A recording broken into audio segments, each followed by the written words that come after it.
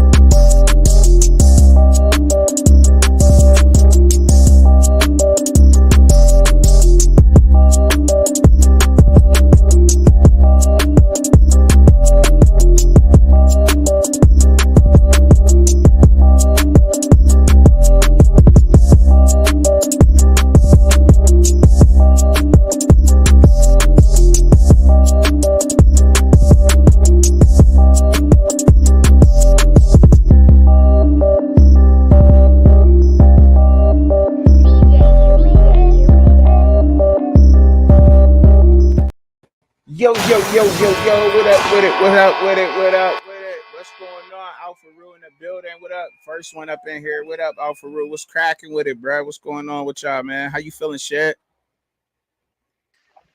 Man, I'm good, man. Hey, it's football season, man. It's the best time of the year. I know they say Christmas is the best time of the year, but nah, football, best time of the year, man. You ain't gotta go broke to watch it. You know what I mean? You can do the commentary on it, man. I'm ready, man.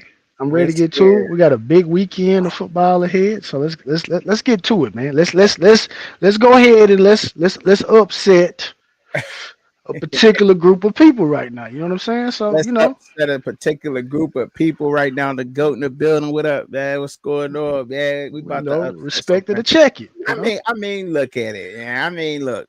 We got to talk about it. It's the hottest thing right now. It's on everybody's news cycle. We gotta talk about these three young men right here from CU. They wouldn't be right? I mean, we've Most been talking definitely. about it anyhow. I mean, but look, Shador Sanders starting off 26, 34, 445 yards, a touchdown. I don't really want to talk about the interception because it bounced off somebody's shoe, but nonetheless, it happened. Crazy. Crazy Crazy, right? interception.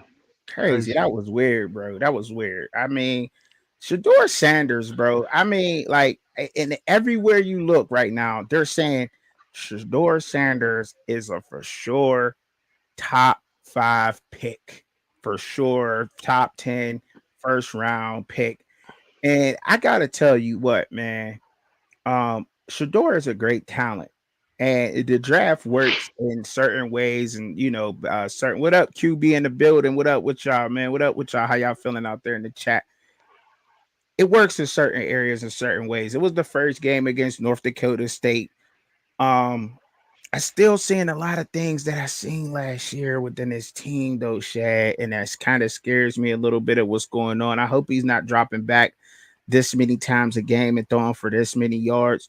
But I do think he's a first round pick, though. I do, and I will admit that he is surefire. We'll talk about him one at a time. You know what I'm saying? We won't move on so quick. But you tell me, give me some of your thoughts on Shador. Whether you think he's a first round pick and whatnot, man. Again, like I said, I didn't get on the bandwagon with Mhm. the Coach Prime thing, but due to an affiliation to Jackson State, my mother went there, so Oh, obviously, I have a somewhat connection to it. So one of my good buddies, his wife, Jackson State alum, so I kind of got bombarded with it. But in watching this, I saw something that really made me think Shador was not just a better talent than what he was playing against in the sweat. I mm-hmm. thought he displayed enough to me with the anticipation on the throws, obviously the accuracy, Mm-hmm. to let me know that he can play at the P5 level. So we don't need to diminish what he's doing, trying to say, okay, well, it's lesser talent. But I mean, I agree wholeheartedly. Um, I know some people throw that H word out there, Heisman and stuff like that. But what I Right. will say, I'll say this: one thing I will say about the draft, you don't have to necessarily be the Heisman winning trophy quarterback to be the first quarterback off the board. You don't. That's not a prerequisite, right? That's right. So he could not win the Heisman, Mm-hmm. but do enough to be a top 5 pick and could quite possibly be the first pick in the draft. And Yeah. one thing that I will say about this, right? And I think, and it made me, I thought about this last night because it made me think about Lane Kiffin and his Yeah, you father, the did. late great Money Kiffin. And he talked about how his father being such a great defensive coordinator made him such a great offensive coordinator because his father would tell him, all right, they're going to try to attack this way. So you got to understand this, and this. And Yeah. so I do think that Deion Sanders being not just the greatest cornerback of all time, but just being Mm. a great player, a person that studied the game, because I think a lot of people say that, oh, well, it was just the athleticism that got him there. We've seen a lot of people that were athletic. Mm-hmm. Deion Sanders is not the only corner that ran a 4.2. Deion Sanders is not the only corner that had the size, the height, weight differential, everything that he had. But what stood him, made him and Charles Woodson and guys like that was Mm-hmm. this. And Right. so him putting that into Shador, you can see that. He has Right. complete command of this particular offense. Um, I mean, he's great, man. I mean, Yeah. I can't take anything away from him. I'm about to say something controversial since we're talking about him. Well, I let's do said it it. last night when I was rocking with my dog Hayes. I said, look, if I'm Pilar, I'm telling Shador, hey, play 3 more games, sit the rest of the season out, and go to Texas next year. You deserve listen. You deserve to play behind a good offensive line. You deserve it. Now, if you want to talk about Heisman, he go to Texas, he go down there to Austin. I'm all on board because Arch Manning not beating it. He Arch still got a Manning, Heisman. He still do got one of them COVID years, don't he? no, because you had to be a recruit in the 2018 cycle, I think. Oh, okay, okay, Yeah, okay. All yeah, right. yeah. So Okay. no, I'm playing 3 more, and hey, I'm sitting down. I'm going to Austin. Going to Austin. I Oh, He wow. deserves to Wow. play behind a good God. offensive Now, line, man.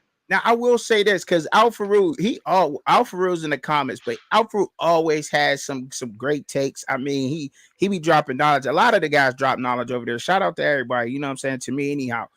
When he came out, he said he questions his game management and decision making. That's what scares him over his talent. Like he has the talent, but when he checked out of that play in the fourth quarter, I know you've seen it. I know you've been hearing about that. Are you familiar with this play that I'm talking about? Which player? Which player are they talking about? Okay, he checked out of one play and threw a deep ball, and I guess it would wind up being a. You know what? He's done that last year too. He's got a little history of doing these things, man. We're gonna Or, get we're gonna get to those 2 plays. We're gonna okay, get to the 2 plays. I all right, just I want let's heap a little praise on Shador and all right, then yeah, we'll all right. get to it because Hey, I feel you. I feel you, dog. I I got a feel you. bone to pick with some of this officiating. I do, Okay, okay, all right. Well, like, but and we'll get to it. But yeah, Shador great to me, man. Travis Like, Hunter. Now let's move on to Travis Hunter, man. He's next, man. Travis Hunter, oh man. man, 7 receptions, 132 yards, 3 tuds, 2 excellent catches in the game. I mean, the dude out there looking. He's looking like, and when you hear other NFL guys say that they have never seen anything like him, we know that he's a generational talent. It's one most thing for definitely. me to say he caught some passes, but when you hear other NFL guys like Bart Scott or it's anybody out there Most that knows definitely. what they're talking about he's a generational talent. Like now I'm starting to believe this. He's a generational talent. And I'm seeing it with my own eyes, right? Obviously. But and then there's no but to this. Travis Hunter he's just different. I just want him to stay upright, stay on the field. And for sure, I believe that he's more valuable than Shador in the draft. I'll say that. I will say that. I will get up here and I will say that, bro. Where you Now, basing it on? Where you basing huh? it on? Now? Where you basing it on now? I mean, Well, well, because obviously, I mean, he can play defense, he can play corner. I don't think that he's a top 5 corner. I think he's right no, there no. I like that's just me. That's just me though. This is just me. No, you know what? Before you finish, I think that particular conversation right there, Mm-hmm. I think we need to cut that conversation. Like that conversation needs to be over. Yeah. I, All I, right. don't- I don't I don't I don't think he's a upper echelon Corner. corner. Right. I He's a I think receiver. I think I He's a think he's receiver. I think he's an athlete who, if you are lazy, or if he can, he's good. Like let's say he's good at zone and stuff like that. But I'm not. Not I don't want to have a conversation about him. Not saying, not directing this at you, but I think the conversation is DOA right now. Like man. He's a for sure wide receiver. He's great at that that's what position. he is. Yeah. Yeah, and for sure, I think his value is rising up game by game, and I don't think I think he could do it everywhere, man. I mean, give me some of your thoughts on Travis Hunter and what you think about Travis.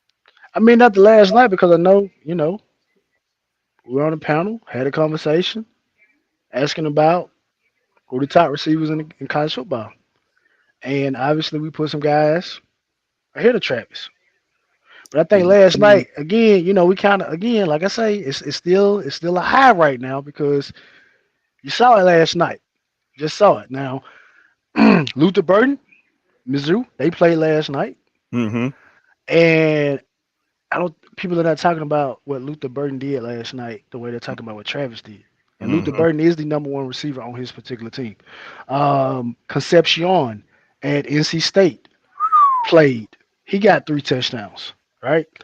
Um, but they're talking about Travis. He So played I a hell. do.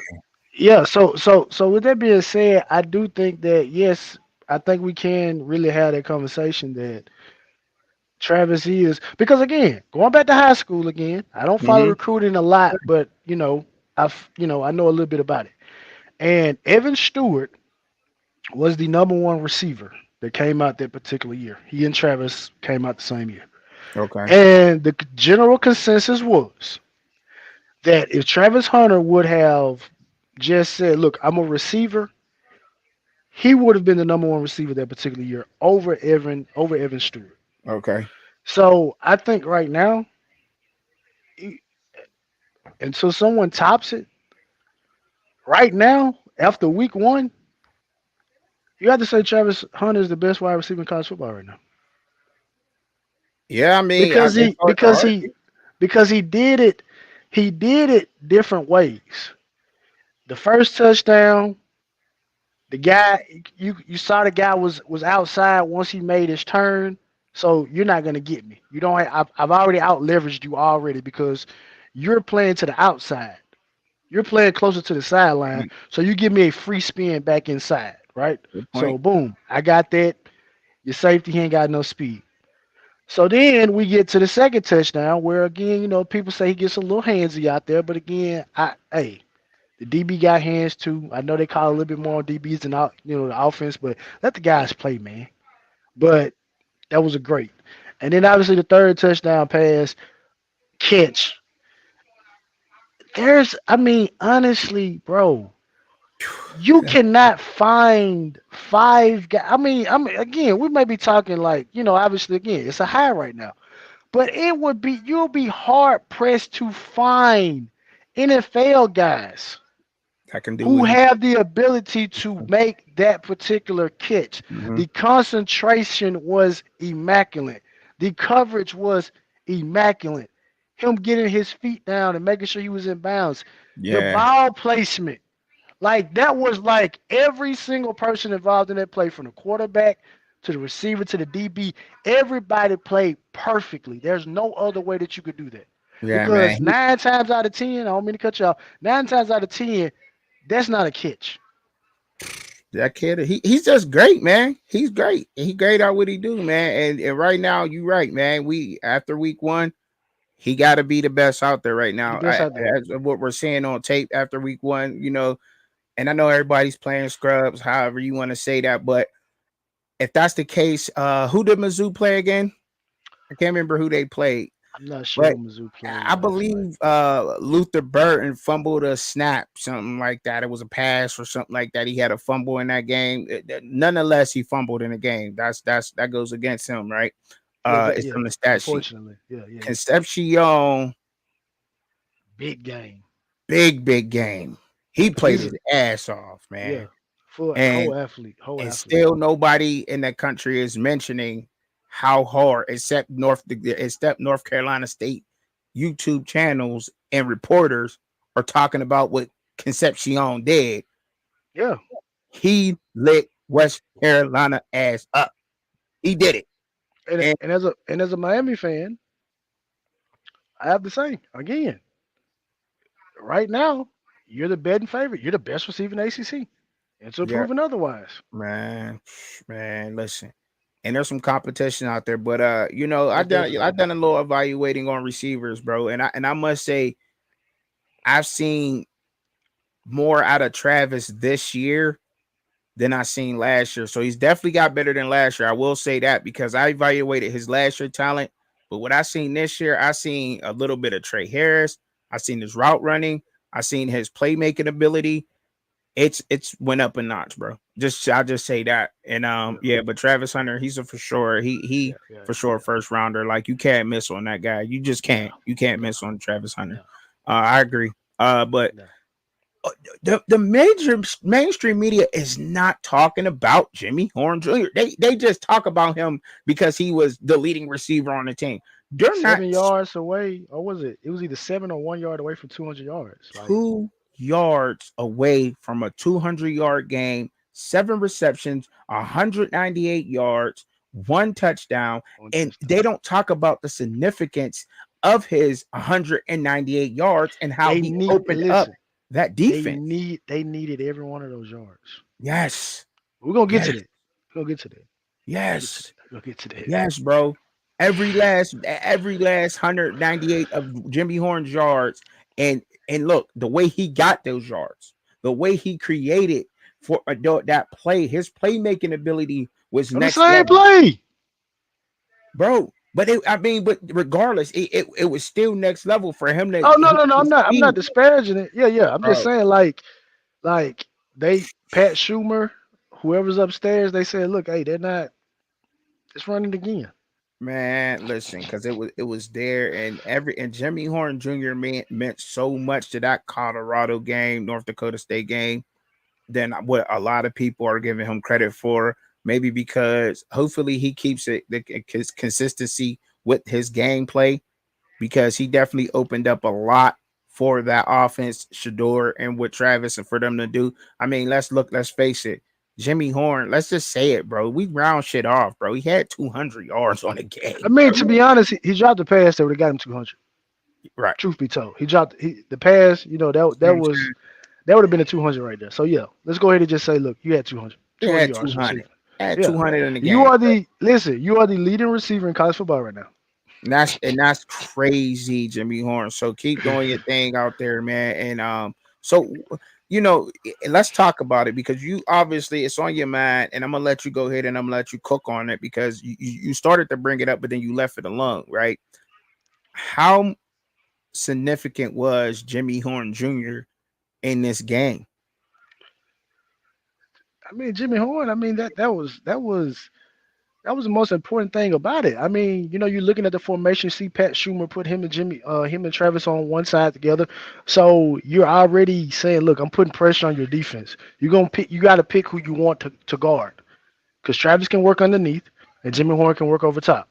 So your safety is gonna have to go with somebody. And more and on those 2 big bombs to Jimmy Horn, when they showed the replay, because they were mostly like cover 2 looks and stuff like that.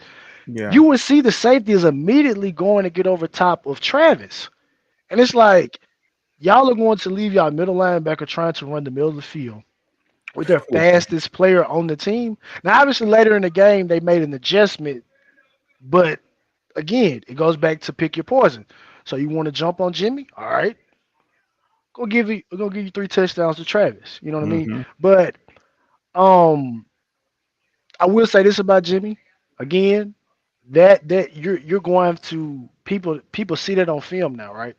So they're going to make an adjustment to that. So Jimmy's going to also have to make himself, valuable, maybe running some shorter routes and stuff like that, because I do think that North Dakota State on those 2 passes, again, got to be honest, I think those were some miscommunications, But Jimmy Horn made him pay for it. He caught the ball.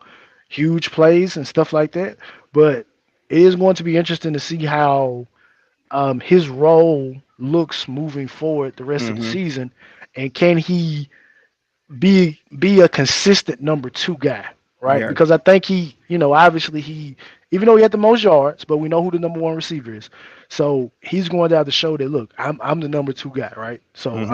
I'm not, I can't I'm not going I have to be put in situations where they're not just taking me out of the game, me just running down the field, Yeah. right? So because obviously I don't think they completed the pass to the tight end yesterday. So obviously that's not. I don't even think they played a tight end yesterday. I think some of the early formations, it looked like I saw a tight end. Again, I'm not as well versed with the roster as you are, Yeah. but it looked like in a couple of formations I did kind of see a tight end, an H back, someone like that. So, Maybe and I eight. mean, I and, don't and know if then and then again, like I say, you're more well versed with this. We was in the locker room, me and Hayes, a couple more people. We're trying to figure out why is Colorado's second string running back a wide receiver. Mm. Mm. Mm. We're trying Listen, to figure out why is the second string running back a wide receiver.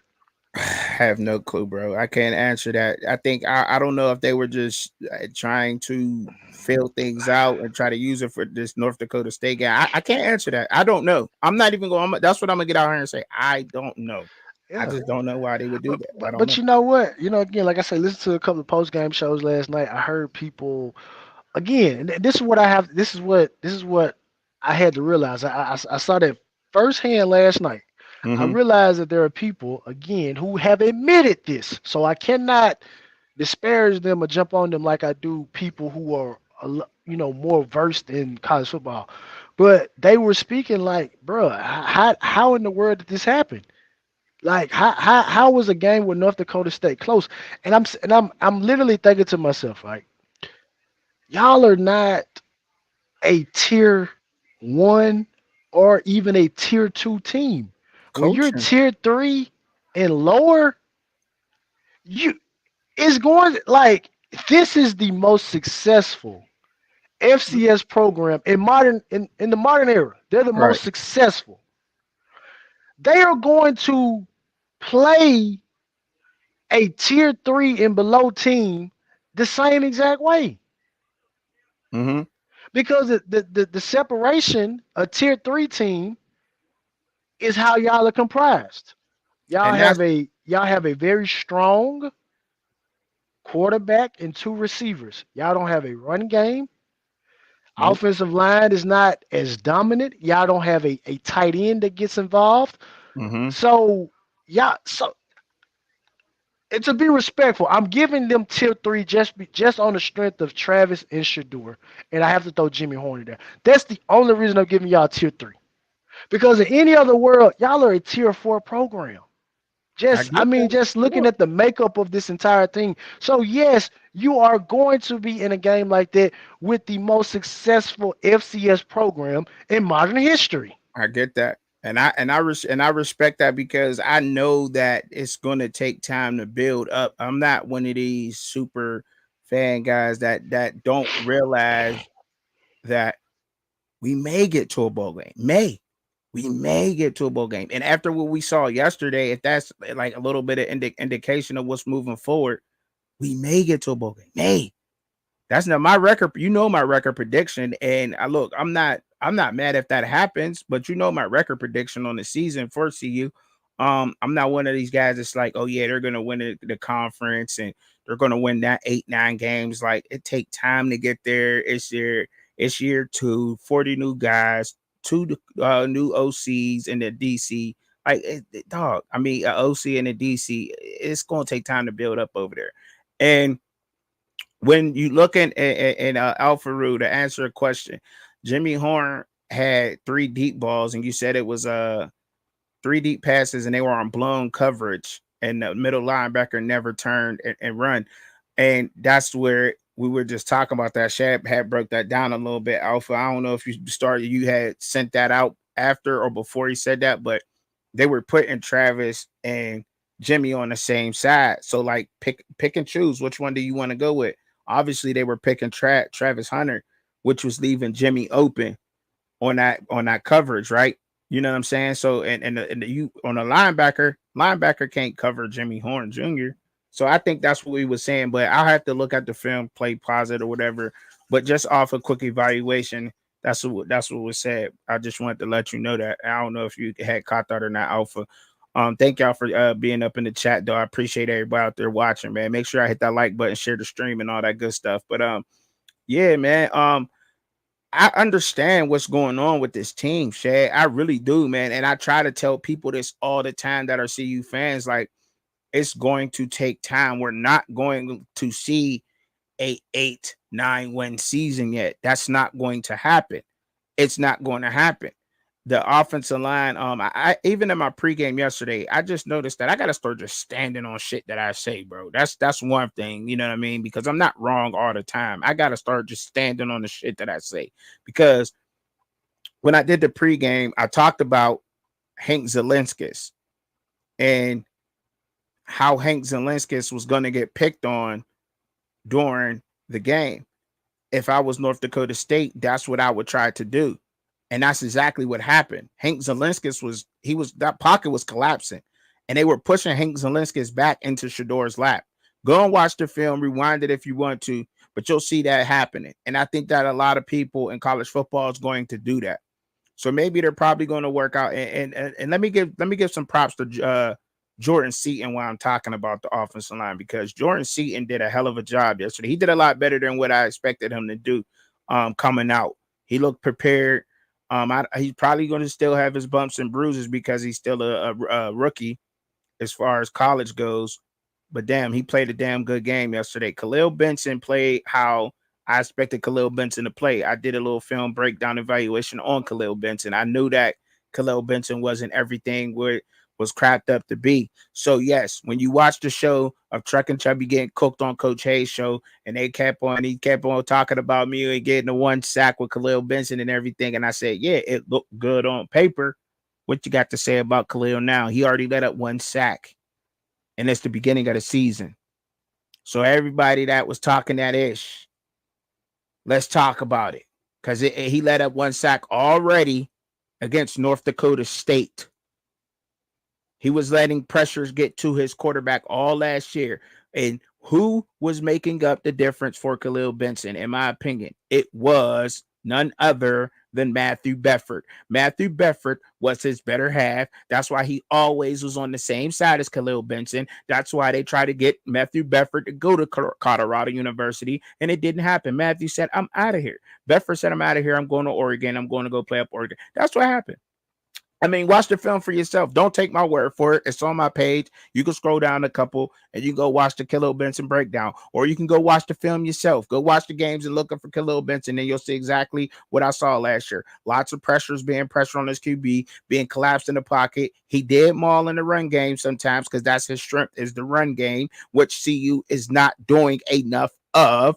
They have run blocking linemen and don't want to run block. Most of those guys on that line, and I'm going to say this because I do want to see the program be successful, use the guy's strength. Like I said yesterday, get this offensive line going. Their strengths are run blocking. Justin Mayers from UTEP, one of his strengths is run blocking. He's a little unorthodox in that, sure, but he's a pusher. He's a mover, getting him out in space, pull him a little bit. Khalil Benson, try that same thing with him. They're not pass blocking guys. They're going to get beat when an elite defensive lineman can rush the quarterback. They're going to get beat. That's just what's going to happen. They're going to get pushed back. The pockets are going to collapse. Use these offensive line strength. Their strengths are run blocking. That's what they're better at. Even if you want to say they're average run blockers, but they're better run blockers than they are pass blockers. That's all I got to say about that. But the officiating in the game, you wanted to talk about the officiating. And I want to talk about some of these penalties, the discipline. We still seeing some of that discipline from last year that I don't like with the team.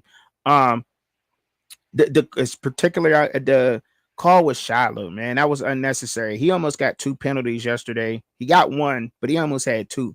I don't know if you've seen a play where he hit dude out of bounds and kind of pushed up on him on the wall. Like, that was unnecessary. You got to let that go, bro. Let that go. You made the play, you push him out of bounds, let that go at that point. But what was you talking about, Shad, when you were talking about the the officiating in this game, and you wanted to speak on that a little bit. We're talking about fourth quarter, third down. Colorado has the ball. I absolutely hate these type of situations, regardless of level of football, whether it's NFL all the way down to Pop Warner, Hmm. right? Teams that obviously Pop Warner teams that throw the ball. Right. I absolutely hate when a defense has done their job and you have a play like that Hmm. where Shador throws the ball deep. On the replay, it shows that the guy has his arm up in the air and his head is turned. May not be fully turned. It's not turned in the right direction, but his head is turned. But the receiver has the ability to stop, slow down, and go backwards to the ball as the defender is running into them, and they call that pass interference. And I wouldn't have had such a. I would like again. I have a big problem with that, but it was further amplified when on the very next play, Shador throws another deep pass, and we have the exact same scenario where the DB is trailing, the wide receiver is trying to come back for the ball, and they don't throw a flag. And do you think that I might be a didn't. problem? I don't like games being decided Hmm. on stuff like that I get it. because if you don't make that call, Colorado has to punt the ball, and the defense has to get on the field and stop North Dakota State. I didn't like that call. And then when North Dakota State did get the ball back, I don't know if you caught wind of this.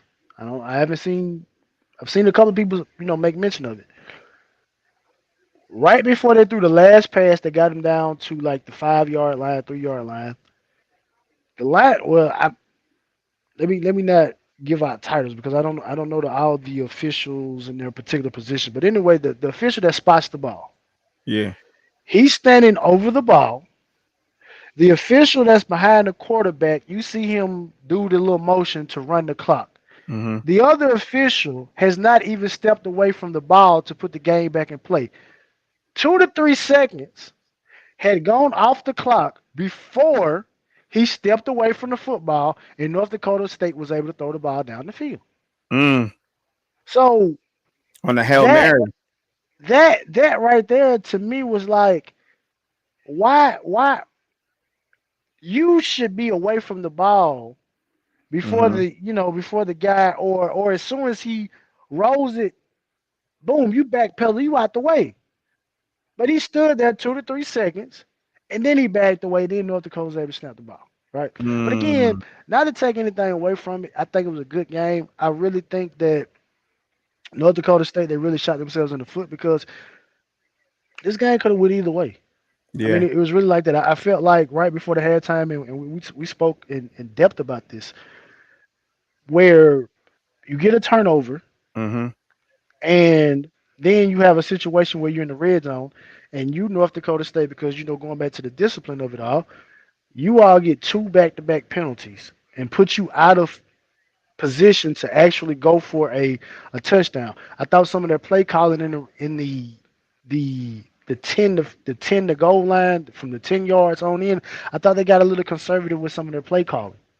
Mm. Um, bringing I think it was a particular a drive or a series. They brought the backup quarterback in and they ran the same play twice. Yeah, I I remember. mean, obviously me, I like to have a good time. I'm in the kiki and I'm laughing. I'm like, bro, which one is the FCS team right now?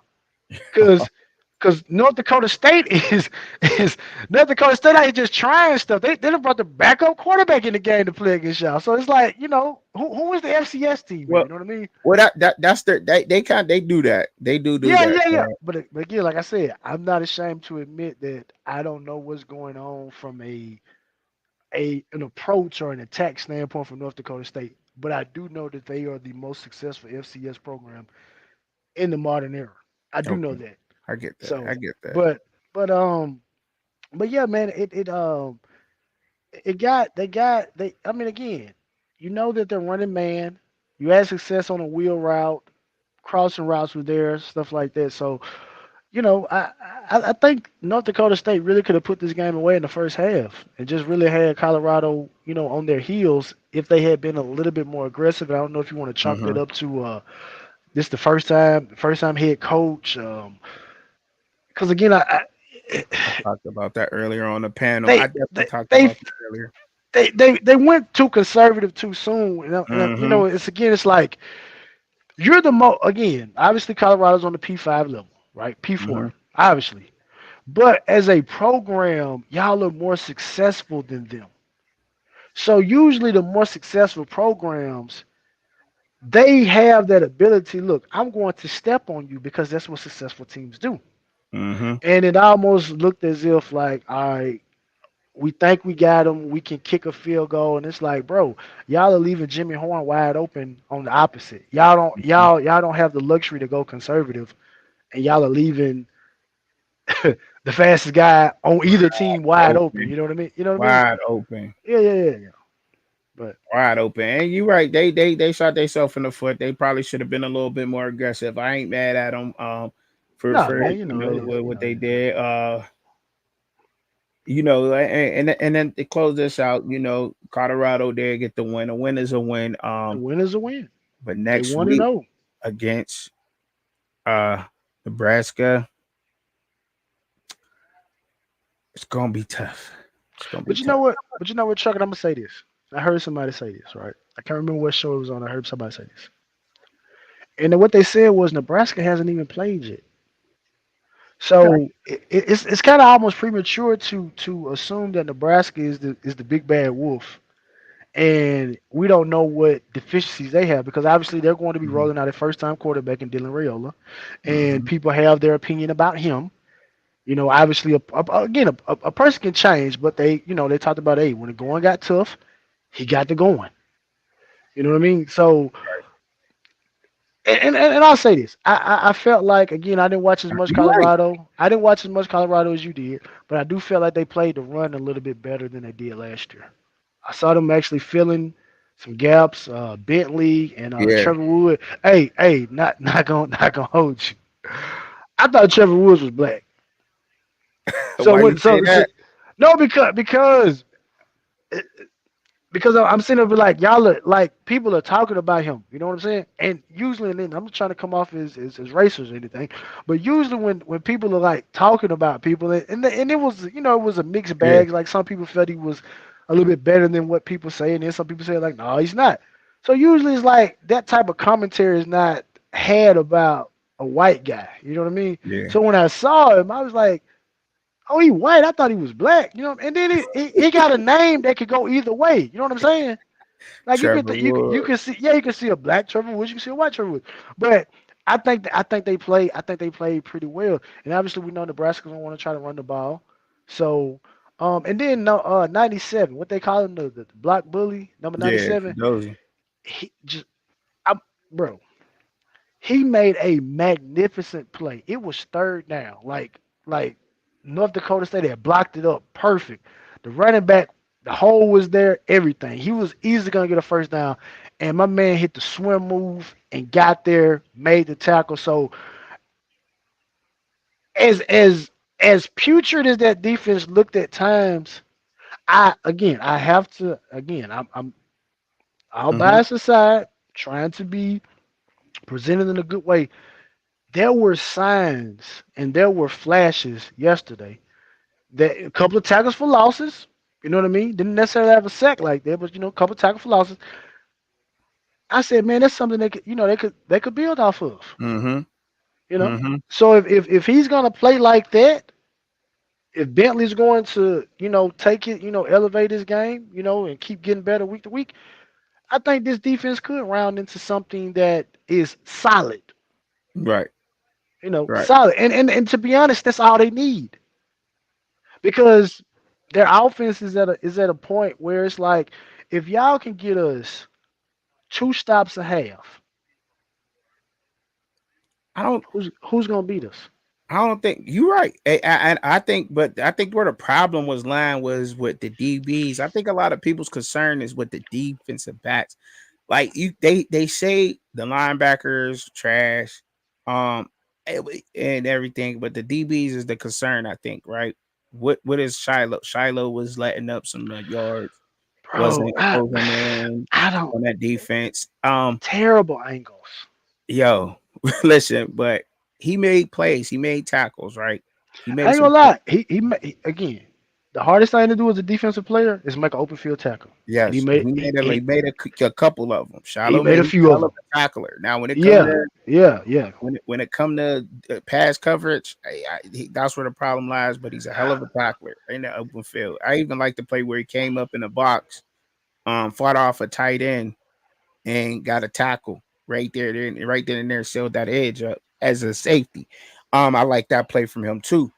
I thought I should have seen Ryan Buell in there. Shane Coates, Ryan Buell, and Chidozie should be rotated in there. I didn't like what I saw a lot of Barnes and Carter. I'm gonna just be honest. I mean, they was in there doing what they needed to do, I guess. But I definitely want to see Ryan Buell in there, man. The kid from Ohio, man. Give him a chance, man. I think that I seen him ball. I seen him ball. I seen him ball, and he does his job. He does his job. Yeah, He does. and then another thing that was visibly But present on film is when the cameras panned up there. Those guys they were breathing a little bit early in the game, mm-hmm. so they got to get the conditioning together. I mean, I it's never. not the off season anymore, so you're gonna have to get yourself in shape throughout the season. But it did look like those guys were breathing a little bit more than they should have been early in the game. You know what I mean? And I mean, and to an extent, the offense, quick strikes, so they were back on the field. So again, when you put a combination of all this stuff together, I mean, they were like at one Mhm. point in time, the time of possession was like 25 to Great 12. point, bro. Great point So right there. again, like I say, football That's fans why you need first, to run the ball more. Also, they got a wide to receiver and running manage the back. game and to keep and to rest your defense. Give your defense some rest.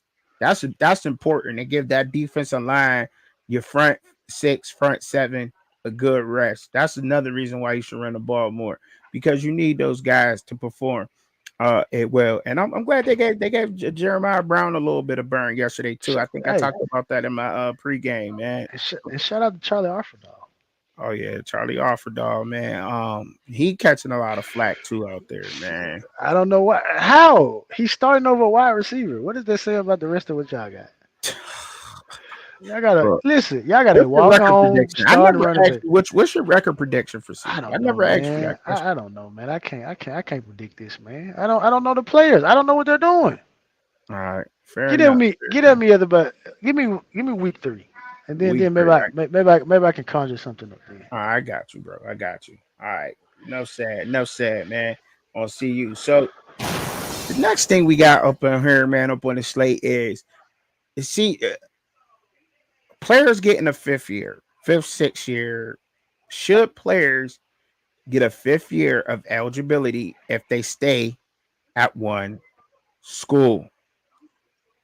I mean, to me, I think that it's fair because of a lot of reasons. There's a lot of reasons why I think this should happen. So let me go ahead and take a deep breath real quick before I get up into this. So first off, and there's reasons why I think it should happen too, but I think it should happen. Now, one if you're gonna stay at one school, you may have came in as a red shirt freshman, as a freshman, right? Red shirted at a school or something like that. And they already have one of these guys that are mature already, right? They're already mature. They're already got their muscles, they're big, and you're coming in as a freshman. You may want a red shirt. I think that that's a plus for those kind of guys. I also think that that could be on a negative side too for some of those guys having to go against competition who's been there for a couple years in a certain system and they may know it better than you and things like that. But I think what you want the key points of what you want to look at when you making a decision when it comes to this, bro, is competition, maturity, financial opportunities of being in college, um your last opportunity, like when athletes get that extra year eligibility, like their chance to keep playing the sport. That's what I mean by that. And then like your education and how should I put this other category? Like oh, your physical attributes, like you, like I said, the team size, like your size and everything, like in that. So that's the kind of categories you want to look at when you making a decision like that. But for me, I'm on the side of saying yes, you should get a fifth year if you stay at one school. I also think that if you're going to stay at one school, I know this don't have nothing to do with the topic, but I want to bring it up in there anyway because you know how I give it up. You should also get an NIL bonus if you stay at one school. I think that's going to encourage kids to stay at one school and stay put. If you're going to get, when they start getting paid by the schools, you stay there, you're going to get a bonus. You may go up, I don't know, whatever the bonus may be. You getting 100,000 in a year, you may get a $25,000 bonus. That'll give incentives for to keep those players at their universities. Keep your, because when you leave, I believe that hinders your um your development, your education. There's things that goes against when you're leaving a program to go to another program because you think it's greener pastures. And I just long story short, and I know I'm bouncing around a little bit. I'm on the side of yes with this. How do you feel about this, bro? I mean, you know, like I said, I saw it. I sent it to you. I thought it'd be something interesting to talk about. But then the more I got to think about it, I'm trying to figure out what exactly what I'm trying to. You know, I didn't really go into it. It was just it was just a question because Mm-hmm. I know like you brought up the situation about guys get redshirted. Well, if you get redshirted, the whole rule is you have 5 years to play for. So in all actuality, it almost seems as if the question should guys be gifted a 6th year in reality because you can redshirt as a freshman and then you still have 4 years after that to play. Excuse me. Mm-hmm. You still have 4 years after that first year to play for.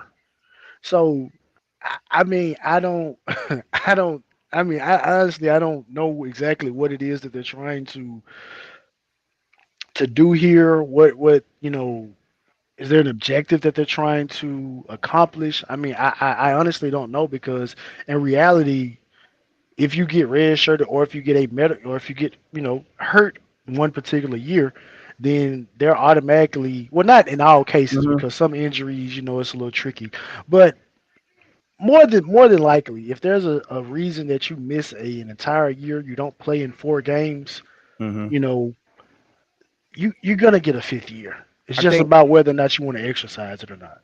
I think what they're trying to do, Shad, I'm just speculating because that's all I can really do with this topic here, and that's why it's a good topic. This is a good conversation piece topic, right? Um, I think what they really trying to do is thank you, really flawed. Thank you, I appreciate it. Um, I believe what they're trying to do here is trying to limit and make sure that they're giving out these scholarships and still recruiting this high school talent, right? Because of the NIL and the transfer portal. So I think that's what they're trying to do, right? They're trying to throw some kind of rule in there, get some kind of votes going. I'm not sure about it, but I think that may be one of the reasons why. If you're looking for a reason why, that may be it, right? Because there's obviously still some coaches, head coaches, and sports and college that are going out and still recruiting high school talent for their sports. But then there's also coaches who don't go and recruit high school talent. And I think asking a question like this and trying to bring up a poll like this and finding out how many people are saying no, they may be trying to implement a rule within this, so to go ahead and to move on some of these older players to give some of these younger players the opportunity to come into a system, have a spot, or even to be recruited. Because I mean, let's face it, you can have a team full of young guys who are learning the system. Yes, you'll have culture there, or you can just go and get a guy who's been in a system for a similar system for 3 years, red shirted, like I said, and he still got a couple more years, and he's 23, a grown man, versus getting a child. You know what I'm saying? I don't know. I'm just, like I said, I'm just speculating on that. Like, and if you could build a team full of grown men, I think that's what you want to do in any sport, right? I want 22 and 23-year-olds playing versus 17, 18-year-old kids. You know what I'm Yeah, saying? yeah, yeah. I mean, again, I can see that vantage point, and immediately after I sent that to you, the first thing that popped in my head was what the NBA was doing or what they're doing, where when it's time to get your super max, the home team is allowed to pay you more than if you know, you test the market, Mm-hmm. become a free agent and go somewhere else and stuff like that. But like I said, you brought up an interesting point. You have guys that because we see that situation now, right? Mm-hmm. And again, because of the fantasy football, I'm having to follow, a multitude of different teams now, to kind of keep up with players that I got drafted, and so that was a situation I was looking at. Like I picked up Jaden Blue, right? Plays for the Yeah. University of Texas, and so in looking at Jaden Blue, obviously Baxter went down, so Yeah. Jaden Blue is going to be thrust into action. And so I literally saw a picture of Jaden Blue. He was there throughout Bijan's entire run. They talked about three other backs along with Bijan about how those guys have gone off to the NFL and how they this particular article talked about how Jaden Blue had waited his turn. You know what I mean? And probably if Cedric Baxter had not gotten hurt, Jaden Blue would still probably be the primary number two guy. So I guess when you have situations like that, because there are situations like that still that still occur, you very well could have a situation where, hey, look, Mm-hmm. this guy, he's been loyal to the program. He was good, but my job as a head coach is to continue to recruit over him. But we had may have had a hang up this particular cycle, or we have a situation where a guy got injured, so Yeah. he's good enough to kind of fill in. Same thing happening with Texas A&M. Ruben Owens got hurt. I think the young man name is Lamaris or Lenoris Mouse. He's going to be the primary ball carrier going into this year because their younger player ended up, sustaining the injury. So I could see that, Yeah. I could see that, and that's a point that you brought up. But one of the things that I always try to think about, whether it's football or whether it's anything else, is are you trying to enforce something that only applies to a small amount of individuals, or is it actually impacting a larger number?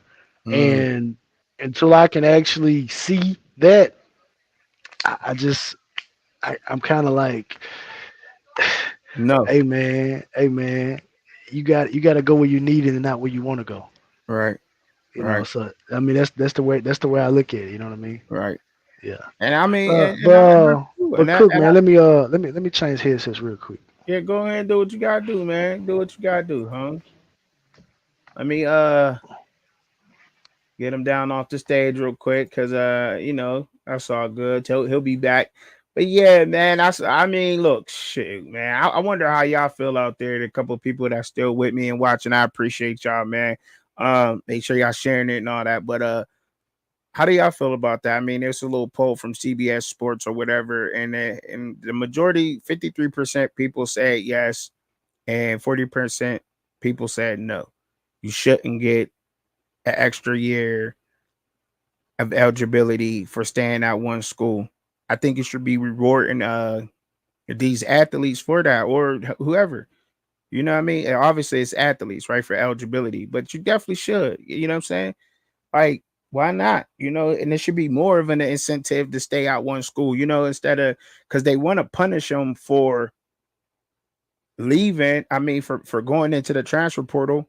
But like he just got finished saying, that was a great point. I mean, Blue has been there the whole time. BJ Roberts, Bijan was there, the running back for Texas, and Baxter goes down. Blue gets his opportunity. He probably would never got his opportunity. He didn't jump in the portal though. He probably could have. Blue probably could have jumped in the portal. People probably would have been all over him. Oh, we got a SEC running back. If they went to Texas, people probably would have been all over him. You know, there's a couple of schools that maybe probably wanted to bring Blue in. You know, um, but he stayed at Texas. So you know, I believe that he should have been compensated for that, and you know, in multitude of ways, straight up. Should have definitely been on point for that. Like how you were saying, he back now, Shad back, yeah, for sure. Um, but I definitely think he should have been compensated for that, and stop trying to penalize him for jumping in there, because I don't know how they're going to get a handle on the transfer portal, but I think they're probably going to try to have players sit out for a year, and I don't think that that's going to. I know it'll work because people don't want to sit out for a year, but he said, I'm at this North Shore versus South Oak Cliff shit. What's that? Oh, What's that? it's high school football in Texas. Okay. Yeah. Who winning? Yeah, I think it should be like that though, man. Straight up. I think people should be getting them opportunities, man. Let me move on to the next thing, man. This game here, man, that was a shocker, bro. Like, oh my god, Minnesota should have won. They should have won. They was close. They had this. They had the field goal. He blew it.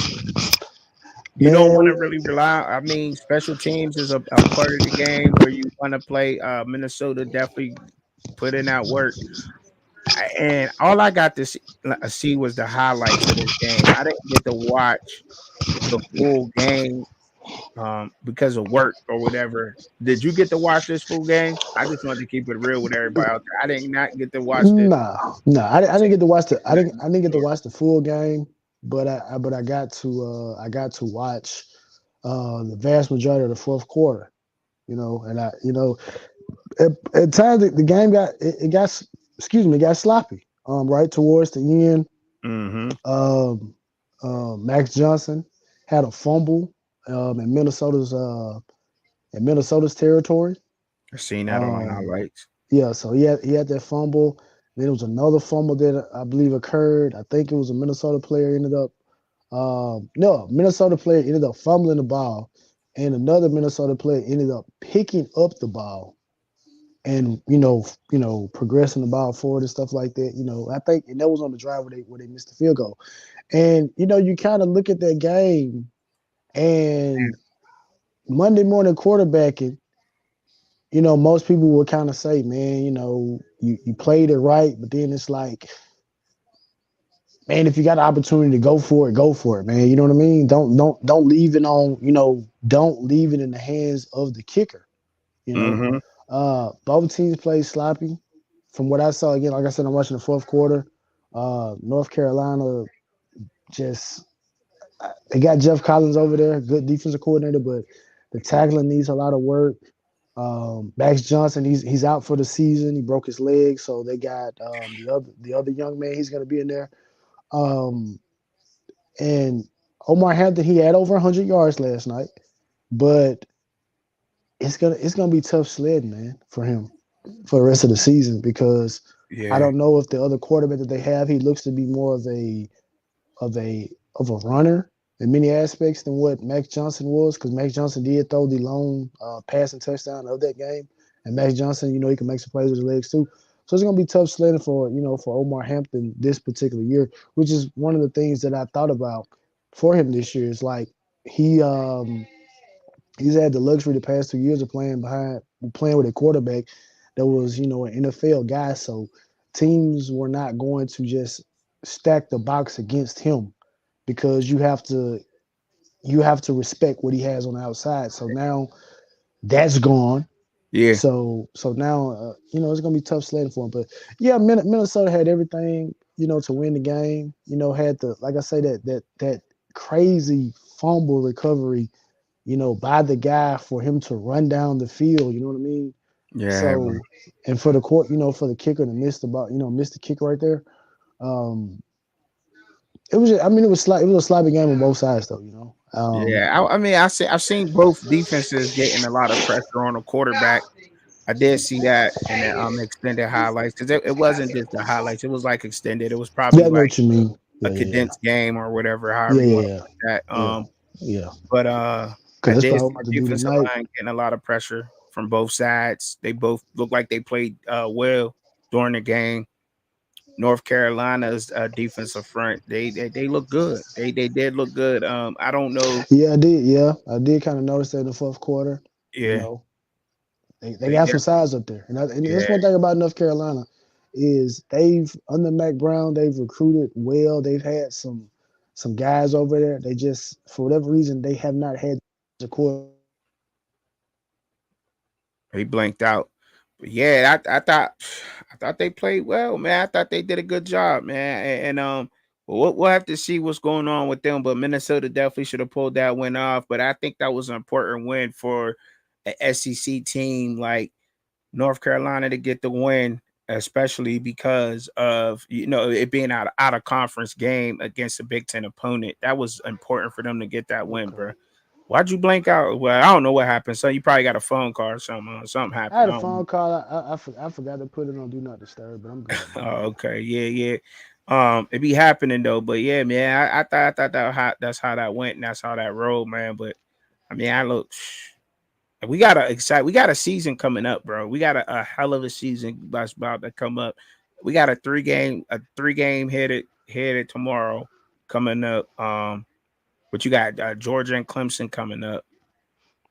I Miami, think we already Florida. talked about that. I took Georgia. I Yeah, took Georgia in that game. I took Clemson. We both taking Miami. Yeah. The Notre Dame and Texas A&M game is interesting to me. It really is. Yo, Mike, let's talk about this Notre Dame and this game, this Notre Dame and Texas A&M game a little bit, bro, because I still think that Notre Dame will recover without having his tackle. I know mainstream media are trying to make it a big deal about them not having his tackle, but their head coach, correct me when I'm wrong. I'm trying to get better. Marcus Freeman, right? Marcus Right. Freeman. Marcus Freeman. Ah, all right, got it. Um, he's a defensive minded coach.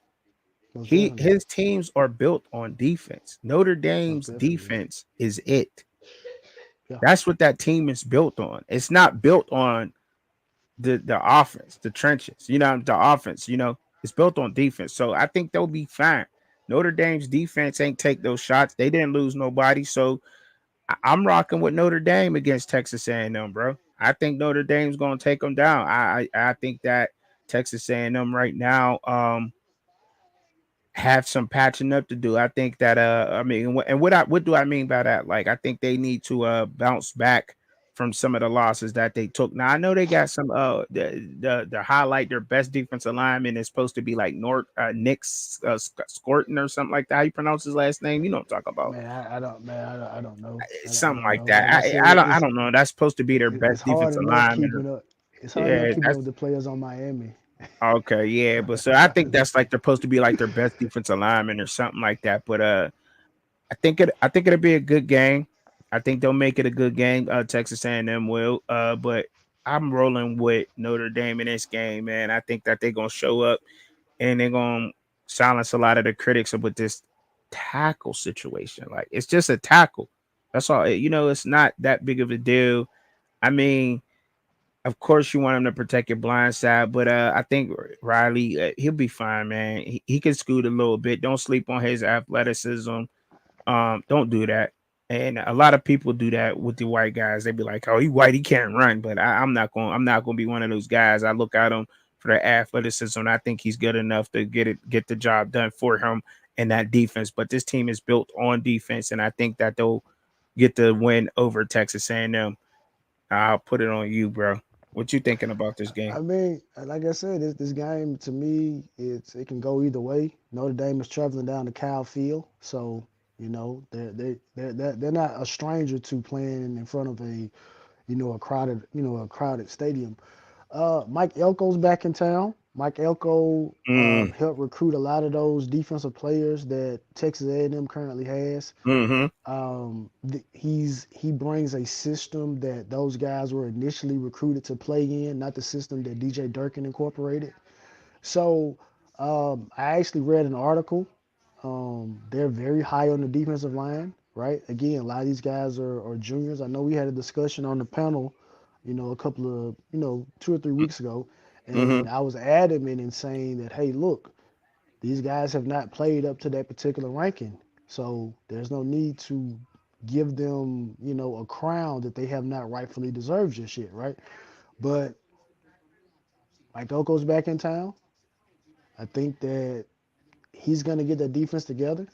Connor Wigman is back, who, barring injuries, Connor Wigman could be right at the top of the draft heap. So if they can keep Connor Wigman up, honestly, I trust Connor Wigman more than I trust Riley Leonard. I will say that. And that's another thing we got here at play. We got to think about the mind Ooh. games. Mike Elko coached Riley Leonard. Mike Elko Ooh. knows Riley Leonard's weaknesses. He knows what Oh. makes him tick. He knows what makes him go. He knows what looks and disguises that he has trouble with. So I think that's something that people have to take in consideration. I'm leaning towards A&M.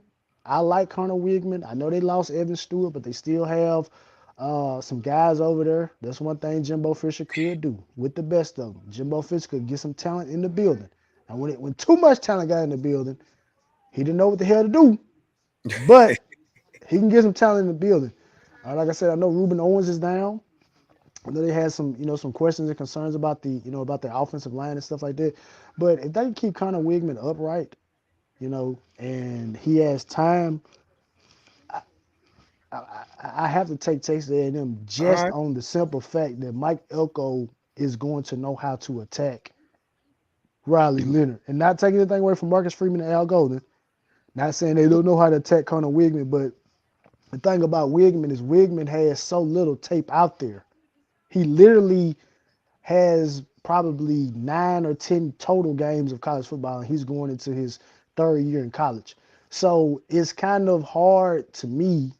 I think it would be kind of hard to kind of look at, okay, what this like, how do you attack him? Like, it's not, he doesn't have a full season on film. He has a couple of games, new offensive coordinator, so you got to kind of do that. So I really think that A&M has the advantage, um, When it comes just to the from game. that, Okay. because yeah. So I'm taking A&M in this game. I really am. I'm So taking A&M. like so A&M. So with that being said, you don't think that Marcus Freeman knows that he knows his quarterback and he's like, okay, he knows like he's going to attack your weaknesses. So let's make them your strengths. You don't think that that's something that he might, No, no, counter no, with? no, no. I mean, again, it's a good conversation to have, but I really feel like because Mike Elko, you recruited, well, I don't know if he recruited him or he was already there. He may have recruited him and stuff like Mm-hmm. that. So the relationship and understanding is to me is already there. And like I said, he's walking into a plethora of talent. I feel like probably what's even though A&M lost a lot of guys, I think A&M probably is still talented enough to you know, play with Notre Dame. Notre Dame is talented as well. So, I mean, it's two talented teams. I mean, people could argue and say maybe the Clemson and Georgia game should have been this particular game, and Notre Dame and, Notre Dame and A&M could have played the first game, or Miami and Florida could have played the 11 and then got Notre Dame versus A&M, and then, but I mean, I think I like A&M. I just Right. think Connor Wigman, and I think that um, those players being back in a system that they were initially recruited to play in, I think is going to play, big dividends. I don't look at this as a high scoring game. I don't do that, right? I don't. I think Mike Elko is going to know that Marcus Freeman, they're going to want to try to run the ball. I Okay. mean, so, All right. and No doubt. the reports are saying that the defensive line is finally living up to the billing. So it should be a good matchup, man. Yeah, it should be. It should be a good matchup, man. It definitely should be a good matchup, man. I'm about to, I really didn't have a long show. You know what I'm saying tonight, and I don't want to keep everybody long. I know the college football games is on, and people popping in and they trying to support, and I appreciate them trying to support. But Oh, most definitely. Most you know what definitely. I'm saying, and everything that's going on, man. But we be on next Saturday at 6:30. So y'all make sure that y'all tune in, man, because y'all know how we giving up here on the fans' point of view. But also I want everybody let everybody know too, though. Every other day, Raw High Fan panel will be up. We'll be doing those, so you could come in anytime you want to, Shad. You know what I'm saying? Come and kick it for a little bit, whatever. And DP, we got to set this up with DP, man. Want to go next Wednesday, man. Got it. We got to link up with DP, Shad.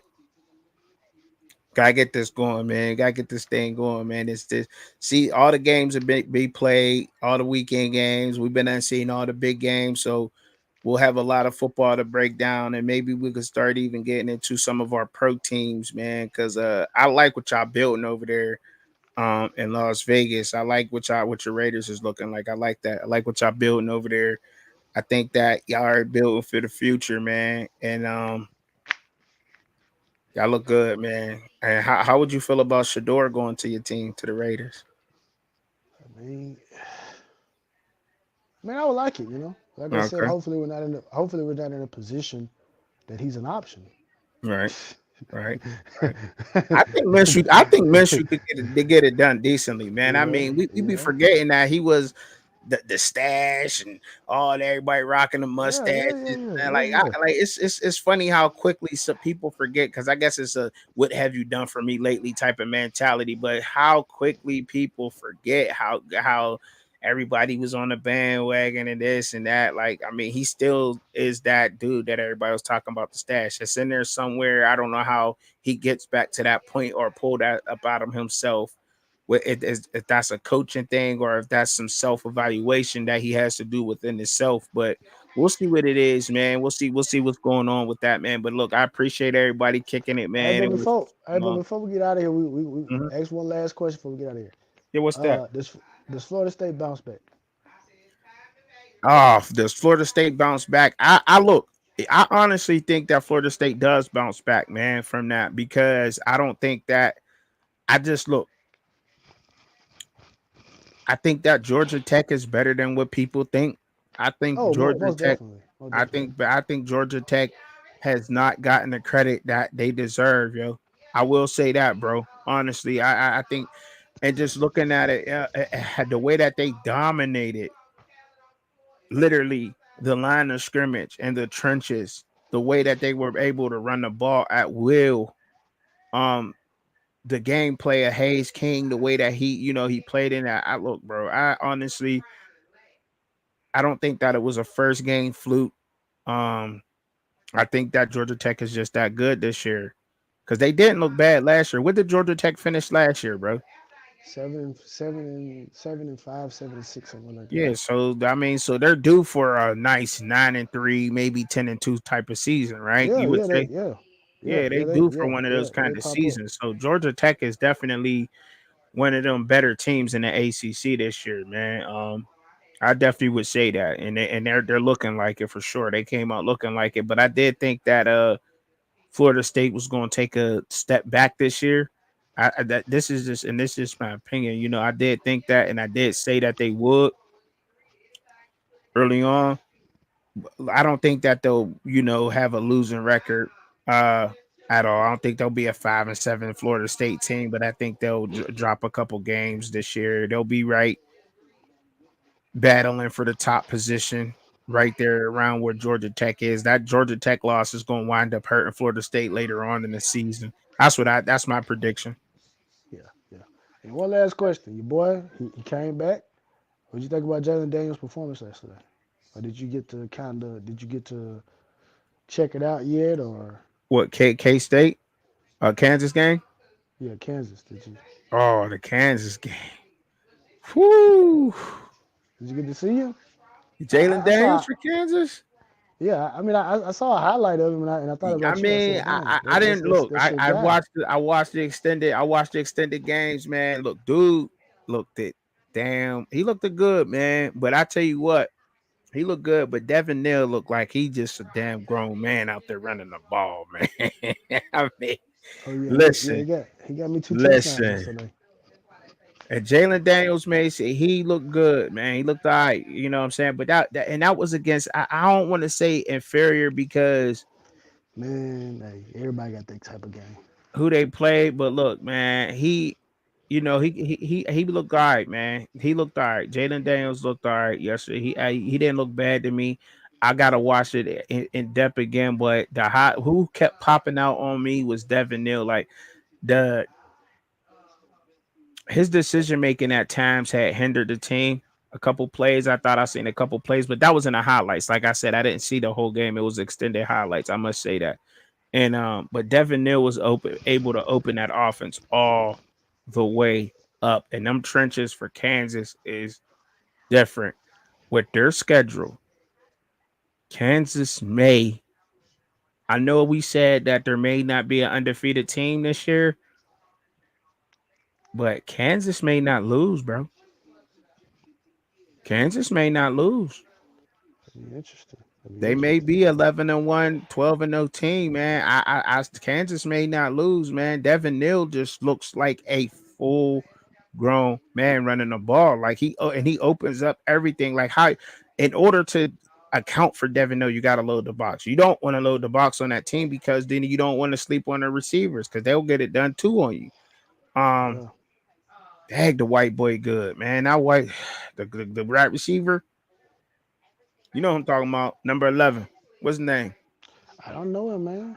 Like I I'm said, trying to think of his name, man. He I'm was the trying. lead. He had to been a leading receiver out there for Kansas. Somebody out there know his name, I'm but trying. anyway, bro was a problem, though. Shad, I'm he was a trying to. problem, I'm trying to keep up with Michigan State and Syracuse, so maybe man. I'll I'm be trying. able I'm to watch trying to some of the keep up play. with. Look, I try to Yeah. keep up with Almost everybody, definitely but got bro, to football season. Yeah, yeah. but Well, bro, I I'm have trying. to anyway. Like I said, we got the fantasy team, so I'm gonna be Yeah, plugged into quite a few teams. So Penn yeah. State. Penn State looking good. I think Penn State gonna be looking good. I think they're gonna look good against West Virginia. I think they're gonna give a good showing. Man, West Virginia just got a tough schedule. They got a tough out, man, against a Penn State team with a defense like this year, man. Um, I'm just ready to see the Penn State make everybody's jaw mouth go wide open. Like I'm just waiting for that moment because people are really thinking that Penn State can't keep up with the top Big Ten teams, but and I don't know if the West Virginia game is going to be able to show them that, but I believe if they go out there and they beat West Virginia by 21, I think people are going to start saying like, okay, maybe so. But I don't think that West Virginia is not that bad of a team. They're just not. West Virginia can play with the best in the Big 12. I will say that. Do not. They are good. Their running back is good. Their quarterback Garrett Green is good. Their defense is solid. I won't say I'm not saying that they're good or great, but their defense is solid. I mean, as far as I've seen on paper so far, but look, man, I like a lot of the guys, the teams that's I've seen out there. What you thinking about this South Dakota State and Oklahoma State game? Do you think that's going to be another Now that's gonna be seedy interesting. North Dakota State game? Because I Now, that's mean, gonna South be Dakota that's State gonna be they interesting. actually won the FCS They last actually, yeah, they actually won it last year. Yeah, they year. actually won the whole thing last year. Yeah, So it's gonna be interesting again because, like you said, you brought up the aspect about Oklahoma State quarterback. He has to take better care of the ball. yeah. Because obviously people are gonna be keying on Ollie Gordon. I know they have a receiver over there with Presley. Mm-hmm. So they're gonna have to take some pressure off of it. If South Dakota State comes out there looking and executing like North Dakota did, against Colorado, it's different. But again, like I said, I, to me, Oklahoma State is a top tier 3 team. Mm-hmm. Uh, Okay. Colorado's low tier top 3, which again, Right. like I said, I started off the show Yeah, saying you said this. they really are a tier 4, but I'm giving y'all a tier 3 just understood the Shador, Travis, and Jimmy Horn. Right. But y'all are right there at the end. Whereas Oklahoma State is top tier 3, to in my opinion. So the game, I mean, it could look different. Again, like I say, and I told you this on a couple of shows back, man. And I have to reiterate this. You are watching college football at the absolute best time it has been since I began watching it, because every single conference Mm-hmm. has 4 to 5 teams, legitimate 4 to 5 teams that have a shot at winning the conference and being a participant in the college football playoff. So every game is going to mean something. And I didn't even know that Oklahoma State was playing South Dakota till you just brought it up.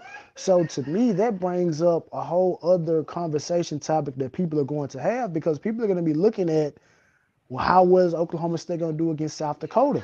Mm-hmm. Because people are right now, they have to look for a way to maybe give some validation to CU and maybe say, oh, well, that close loss, or I'm not that loss, but that close win is not to be frowned upon. They have some guys that can play at that particular level. They're not deep. They're not Division II. These are not your MEAC schools. These are not your SWAC Mm-hmm. schools, and your what is it, Miami of Ohio Division school. Like, these are teams kind of in the same mold of like what James Madison was.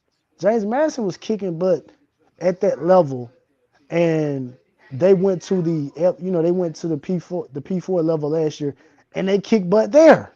Mm-hmm. So North Dakota State and South Dakota, like that's the type of mold and the ilk that they're in.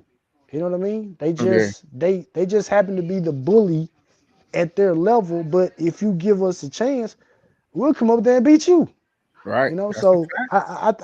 I think a lot of people are gonna be focusing in on the Oklahoma State South Dakota State game just to kind of see, because the Big 12 right now, Yeah. you look a little shaky, baby. Yeah, right. It's You up look a there, little right? shaky, baby. So It's up so there. somebody got to, yeah. So some law and order got to be laid down. You know what I mean? So I mean, somebody got to do it. I Yeah. think I think that it was hard to say, and that's why I think I went with Iowa State, man, to win the Big 12.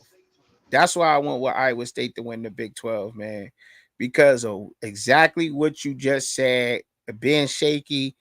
You don't really know who's going to come out on top. I think the thing is the most consistent team is going to be able to pull off the Big 12. And one thing about Iowa State is that they're consistently good playing throughout. Now I think they only won like 7 games or whatever, but I'm telling you, they're consistently good. He said you suck. He said you suck because I picked Iowa State. Hey, man. Or you say Oklahoma University suck. or you saying I did. I never. I'm just saying it's a fact, bro. I'm just saying it's not. Okay, I suck. You suck. Okay, all right. Why you say that? Why you say I suck? Well, why do I suck? Because of me picking Iowa State to win the Big 12. Like, have you looked at Iowa State and seen what they do? I mean, let's keep it buck. Like, I mean, people keep overlooking Iowa State when they was talking about when they were talking about the production, returning production and everything before the season. They were overlooking that with Iowa State. Right now, we get to see what they're going to do, the Cyclones and everything.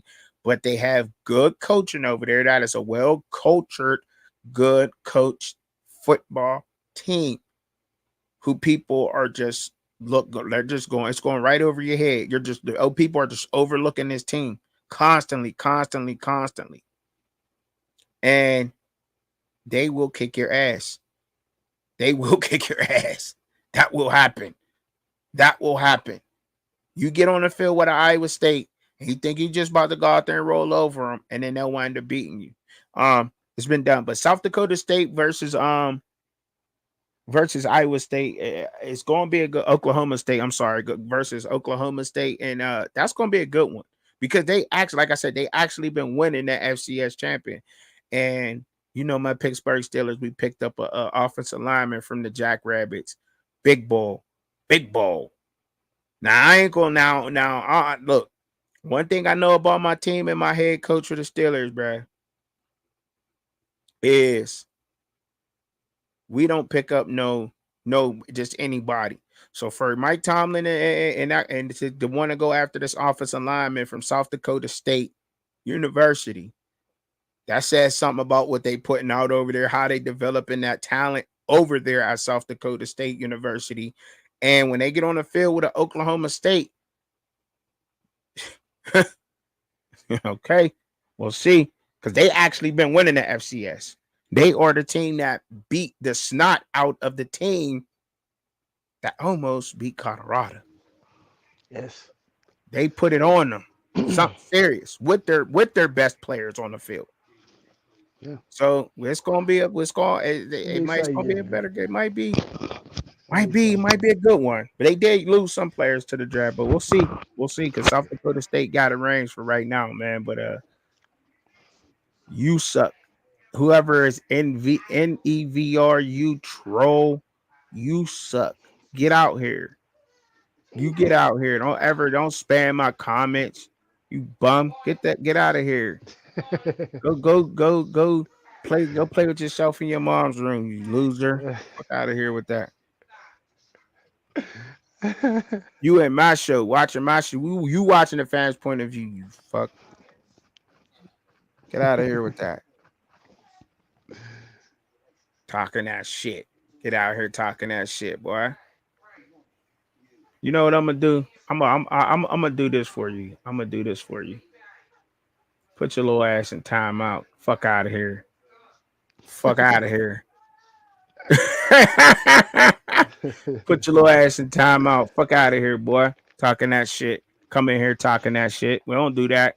Now you got me cussing on my show and everything on the fans' point of view. See, I try to keep it clean for other purposes. But when you want to spam my comments and you want to talk ish, then I'm gonna have to give it to you. Then I'm gonna have to give it to you raw. Like, don't come over here with that. If you feel froggy, then leap. Come up on the panel, challenge us. Guarantee your ass get cooked. Don't come over here playing, because we'll eat you up all day. All day. All right, man. But look, I appreciate y'all for watching and rocking out, man, and listening to us, man. Y'all enjoy the rest of y'all games, man. Enjoy this weekend, man, for sure. I'm going to be dropping them on y'all head. Be on the lookout, like I said, next week for us rotating, man. Go show some love. Subscribe to Shad, man. His channel was Shad1419. Go subscribe. All you Hurricanes lovers and all that. Appreciate you, bro, man. Have a good one with baby girl. Hey, I appreciate you, Susie Pink. Thank you. All right, bro. Peace. I know how we giving it up. Want to see Truck and Chubby live and co-host Shad? Tune in at Fans Point of View, Saturday, 6:30 p.m. Eastern Standard Time, 3:30 p.m. Pacific Time. But in the meantime, in between time, enjoy the content. Don't forget to hit your notification bell for all updates. Thank you for watching.